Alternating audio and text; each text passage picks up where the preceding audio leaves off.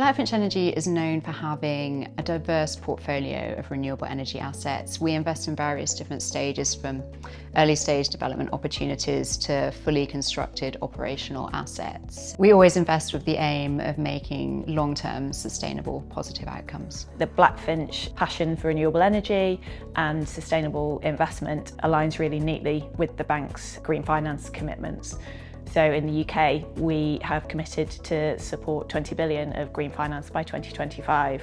We're supporting Blackfinch with their net zero ambitions by offering a full range of banking solutions, from day-to-day banking bank accounts through to funding solutions to support their renewable energy assets. And that started off as very traditional project finance type solutions for specific assets, and has really grown to become a more flexible funding solution to support Blackfinch as they grow. We're very serious about our net zero ambitions. Our investors have trusted us to manage their assets in a responsible way, and this is something we consider of all of the decisions that we make. Santander are supporting us with this because they're product experts, they know their sector very well, and they have a very collaborative approach. So today's meeting was a catch-up meeting and a general meeting the team. There's been quite a number of changes both on their side in terms of their business. It's really beneficial to have these face-to-face meetings with our client regularly. It gives us a much better feel for what's going on for our clients and puts us in the best possible position to support them and meet their needs. By continuing to fund our projects, Santander are allowing us to continue investing into the renewable energy sector, helping us move towards the goal of net zero.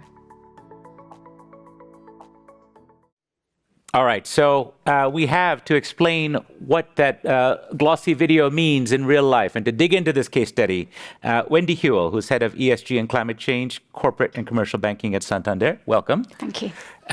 So tell us, I mean, that's a lovely case study, but what's the strategy? What's the bigger picture here? When you at Santander, when you think about how you deal with these issues, what do you think you're doing differently, or what have you learned that you can impart to some wisdom to our audience? Okay, so thank you very much for having us. And firstly, when you talked about the Brundtland Commission, I thought you'd stolen my slides this morning. So everything that I do when talking internally or corporately, I always start off with that definition of sustainability from the Brundtland Commission, because when we're talking about ESG and sustainability, how do you describe meeting the needs of the present generations and doing no harm to others without giving a real good clarity? And I think that's a really good, important part. And the reason why my title is ESG and climate change is that if we only tackle the aspects of climate change and not think about the impact on the full environment and the social and making sure that we've got good governance, we will never achieve the difference that we need to get to. So with regards to renewable energy, we're very proud, like majority of the finance industry, that we're supporting the renewable energy sector. It's a big sector and it's really important to us. The only way that we will actually get to net zero is firstly thinking about how we're going to generate new forms of electricity to be able to decarbonise our grid. So supporting companies like Blackfinch, which has got an amazing portfolio of wind and solar, and coming up with different ways of funding them is really important to us. And ourselves in Santander UK and also in our group, we're one of the largest funders to that sector over a substantial number of years. And the great thing is that we talk about funding new technologies. Over the last few years, we've had battery storage. That's a new technology that the banks have got to get used to, new ways of financing, new sources of income coming in. But we've looked at that, have built up a structure, and we're a leader in that battery storage funding, which is going to be key to balancing the grid and helping us get there. I want to talk in a minute about batteries, but just to stay at the higher level. So when I asked you what is your sustainability strategy, you went right to financing renewables. Yeah. I gather that's a big part of your strategy. Well, what's the fuller picture? Sorry. Again, yeah. Let me know the sort of what makes this, because lots of people make money on renewables. It's new solar is the cheapest way to make electricity in almost any market in the world. So what's to distinguish this as sustainability investment as opposed to just good investment? It's a very good question, actually. Good investments. So we reevaluated our climate strategy in line with our group. We have got our strategy based around the alignment with the Paris Agreement of 2015, making sure that we support the transition of our customers with green products, but with awareness and education, thinking about how we do that in our own operations and in our own supply chain, and also embedding the climate risk into everything we do from a risk management. That then means, how do we actually take that to our customers? How do we look at them and how do we support them? So one of the things that we have been doing in the corporate bank is actually doing a climate risk assessment with them. I like to call it a climate risk and opportunity assessment, because for every risk that there is potentially in the balance sheet and the P&L, there's also an opportunity to mitigate it and to support them. So education and awareness and data are the three things that we focus on in the corporate and commercial bank. We've actually taken a partnership with Sustainability Unlocked, who are here today, with regards to making sure that our relationship directors can have a good quality conversation with our clients. Sorry, what is that organization, in case someone doesn't know what it is? Sustainability Unlocked. What do they do? They actually are an education provider. But in banking, we have lots of mandatory training. So how do we make this different? How do we make sure that our colleagues are very much engaged in having good quality conversations? So it's almost like an education Google. You can go in and search, how do I talk about scope 1, 2, and 3 emissions? How do I talk about the SDGs? How do I talk about what's happening, how you do a just transition? What does it mean between the difference between weather and climate? There's lots of education on there. But for me, I am a boring corporate banker of over 40 years, but I am a very nosy one. So understanding exactly where, from cradle to grave of every single part of a business, is key to us understanding that sustainability journey. Santander in the UK is very much focused about how do we create connections, how do we do that international trade. Now, if we're thinking about how we move goods from A to B, if they've got to go through the Panama Canal, what's going to happen with the current stages that we've got with the Panama Canal, with the fact that it's so lower in the water? Right. You know, we've already seen what happened with COVID and the disruption in the supply chains. We're seeing what's sadly happening in the Red Sea. This could easily happen with rising sea levels or the fact that we don't have enough water in the Panama Canal. That really means that businesses are going to have to start thinking about the impacts it's going to have on their balance sheet and on their P&L. And well, that's a big idea, right? This is part of what the Basel and the regulatory changes the US SEC is considering, how banks and others should account for, corporations should account for climate-related risks in future. A lot of controversy over how to do it, whether to do it. Another transatlantic divide between the US Fed, the Federal Reserve Bank, thinks differently about this, and the climate stress tests that on banks then do the European central banks. Where do you come out on this in your bank about thinking about climate-related risks? And you talked about supply chain risks, which is one sort of risk, on the portfolios that you have in-house, but also at your places, companies that you lend to, your customers. Yeah. What guidance do you give, or where have you got to, and how to analyze those risks? So during 2023, we looked at our transition plan internally. In Santander in the UK, our biggest portfolios are in our mortgage book, in our corporate real estate, social housing, and consumer finance in respect of our vehicles. For us to get to net zero, we have to take all those clients that we're funding need to get to net zero. So we've looked at, if I take the corporate real estate and social housing, how are we going to move and help businesses? What are the levers that we can do internally with regards to making sure that we've got the right finance and helping them take that forward? But what conversations do we need to have externally? And where do we need to go with regards to with regards to policy? You know, there's discussions at the moment with regards to what happens with stamp duty. How do we help businesses and educate them and the consumer when it comes to the mortgage portfolio to the things that they need to do? We've got the EPCs at the moment, but that's pretty blunt tool, and we need clear guidance and strategy. And the one thing that we tend to do all in business is that we look very short term. But this is thinking about what are we going to do for the long term, because this is going to be a transition and we've got to support that transition. And not everybody can do everything they need to do to their business tomorrow. So how are they going to do that? But collaboration is key. And one of the things that's important to me in the role that I'm doing is how do we say, this business tackled this problem this way. Let's just connect you to this business, because everybody loves talking about their businesses, don't they? You know, you want to share what you're doing. Abby's just smiled at me. Abby's from our procurement team. One of the things that we're doing in Santander is Abby's got 1,300 suppliers to Santander.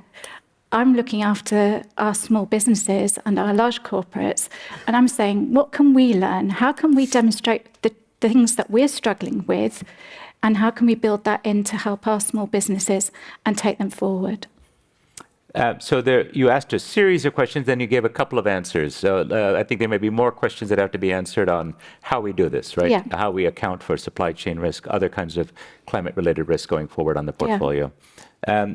You had mentioned batteries in passing earlier, so I wanted to come back to that. Because one of the most important trends going forward with the transformation of the energy economy is going to be the development of storage, energy storage on the grid, heat batteries. When we talk about the question of this new technology of thermal storage devices or heat batteries that can be stored electrical heat and release it on demand at high temperature at factories, it's a very promising area. But the idea of energy storage has lacked a business model, or at least it's been awkward. Can you tell me how you're thinking about financing these promising sorts of grid-scale batteries, let's say, that could help balance the grid, could make renewables much more viable, could help with peak shaving and keeping the lights on, but which may, at the moment, because of how markets are regulated, may not be compensated in a way that makes financial sense? I think that's a great question.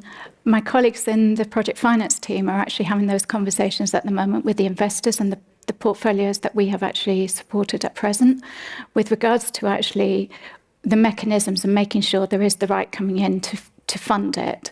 I think there's some challenges at the moment that they're trying to overcome, but how do we get the grid comfortable with using the batteries to actually use that balancing process is really key. But it's a big challenge. It's a big challenge, isn't it? We haven't cracked the code, in part because of how utilities are regulated, how electricity markets compensate actors. We haven't designed our market regulations in most countries to accommodate this, although there are advanced examples in California, Australia. But I think we still need to work on figuring out the regulatory model so that the financial model makes sense for a rapid scale-up. Yeah. The technologies are getting better. I can see a variety of large-scale technologies. And it could even, when it comes to long-duration storage, we heard yesterday at the Economist event from one of the government ministers that hydrogen as a use for long-duration storage, multi-week, multi-season storage, is being supported by the government, but ultimately needs to find a financial model, as with everything else, to get off of subsidies. Yeah. And so I'm sure your team is looking into that. The other question I wanted to talk to you talked about the Paris Accord and being aligned with the Paris goals, which of course talk about the importance of getting to net zero in a timely fashion. At the COP summit in Dubai a few months ago, the breakthrough agreement was an agreement by all parties to shift off of fossil fuels in a just and orderly way, but for the first time ever in the final declaration, we did see the language about moving off fossil fuels. As a bank and as someone who's working on sustainability at the bank, where do fossil fuels fit in your sustainability strategy? So we have a policy with regard set at group level through the Responsible Banking Committee, and the policy is on the group website. Clearly, there is a need for a just transition. We in Santander UK in the Ring Fence Bank actually have very, very little exposure to the fossil fuels. In fact, there's no coal. A tiny bit, if any, to oil and gas. So was that an environmental decision or just a business case? I think probably from Santander UK, it was probably a legacy position as to how Santander UK. But where we're looking, we have a just transition. We are based over in Latin America, in Europe, in America. So there's different geographies, and therefore we have to work with the regulations and work with the teams aboard. But I'm Santander UK, so I don't take. I understand. So here in the UK, this isn't perhaps so much of a point of contention. Around the world, obviously, depending on the local countries or regions you're in. And we had someone earlier in the day from one of the gas associations. They would argue that gas in Africa, for example, or in some part of the developing world. And this happened at COP 2 years ago, the COP in Egypt. I was there as well. For my sins, I spend 2 weeks a year enduring these UN Gab Fests on your behalf, dear readers. I do service. Let me tell you, there's something. But a number of developing countries, particularly from Africa, came and complained about the hypocrisy of Europe consuming the world's LNG during the European power crises a couple of years ago, leaving many of them high and dry, in not just Africa, Pakistan, other countries as well. Brazil had to endure or go without, and they suffered terribly. So from their perspective, LNG or gas is part of their energy transition strategies and energy development strategies. And so I could imagine that there would be different investment priorities in different parts of the world. If we look ahead, you've talked about one case study, but if we were to look ahead to the next 5-10 years in the planning horizon, what kind of case studies, if we were to come back here in 5 or 10 years and share where you think sustainability has evolved at your bank and how you look at it, what might be a case study you would present to us 5 or 10 years from now? Can you imagine how it would be different than the one we just watched in the video? My aspiration would be that we wouldn't be talking about sustainability. Really? That that it is embedded into everything we do. That You'll put yourself out of a job. Exactly. That I go around and say to everybody, my aim is to make myself redundant. I have got the best job on earth because actually I'm doing the job with purpose and trying to make a difference.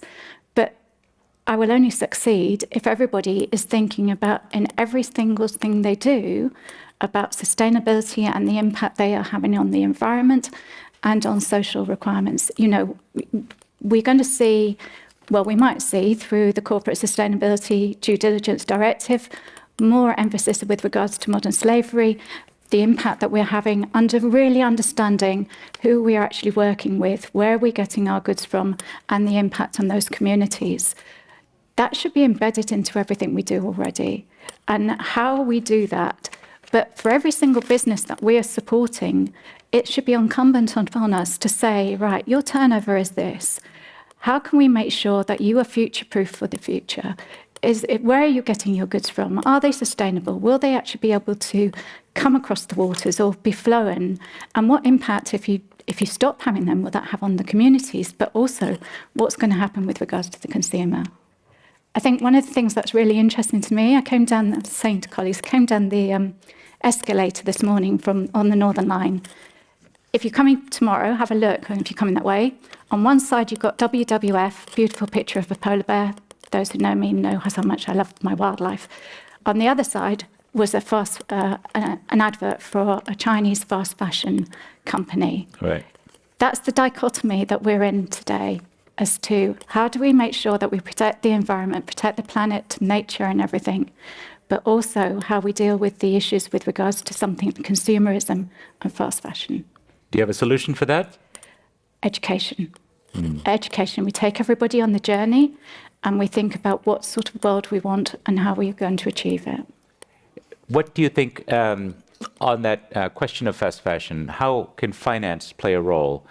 It seems beyond the purview of bankers to tell people what they should wear and how they should wear it. I mean, we can go back to almost any era of human existence where we had the Roundheads and Cromwell fighting the fellows with the fancy shirts, the Cavaliers. Surely fashion is immutable, whatever our concerns about climate change are, and the youth will favor what they favor. How are you going to change that? It's a brilliant question. I don't have the answer. And it comes down to the consumerism, and it comes down to the very conflicting priorities people have with regards to, I need to have something to wear tomorrow, to actually, do I spend this money on something that's going to last us a long time? We know a lot of young people who are now using Vinted and all the different second-hand clothing. Perhaps we need the influencers and the social media to take us forward on that aspect. There we go. A TikTok for good. You heard it here first. Just as we close out, any final thought, maybe a word of inspiration you want to give to our audience, which is maybe not unlike you, doesn't want to put themselves out of a job just yet. You might want to stay within this industry and continue to do good for a while. What would you say as words of inspiration to them?